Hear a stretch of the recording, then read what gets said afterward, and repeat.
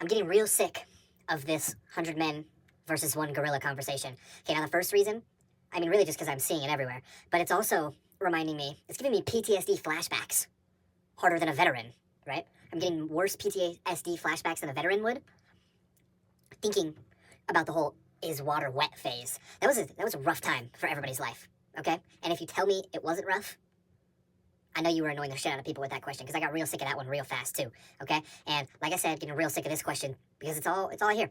All I hear. Now the other thing is that there's too many unknown variables. It's not just 100 men versus a gorilla. Where is it happening? What kind of terrain is it? What time period is it in? Is it right now?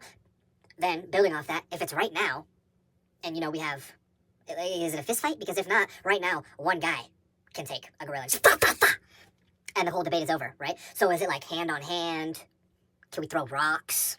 You gotta take a lot of factors into consideration when we're thinking about this. Again, like I said, what time period? Where are we at? Can we strategize? Do we get to pick the 100 people? Because if you don't get to pick 100 people and it's randomly selected, what happens, right? There's a large population. What happens if half the people that get selected are like missing limbs or in wheelchairs?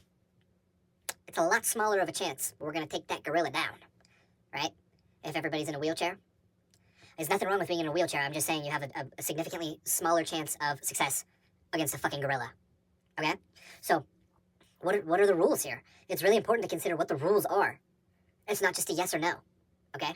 The rules matter. Right? There's just too many unknown variables to this to say definitively. Okay? You need to, if you're going to ask somebody this question, you have to say, okay, what, for example, would 100 randomly selected people in a random terrain be able to beat a gorilla? Because they might change the answer. It really might. Okay, you gotta think about these kinds of things before you go asking these stupid ass questions. Because I'm not playing it anymore. Me personally, I could handle the gorilla on my own. One-on-one, I got the gorilla.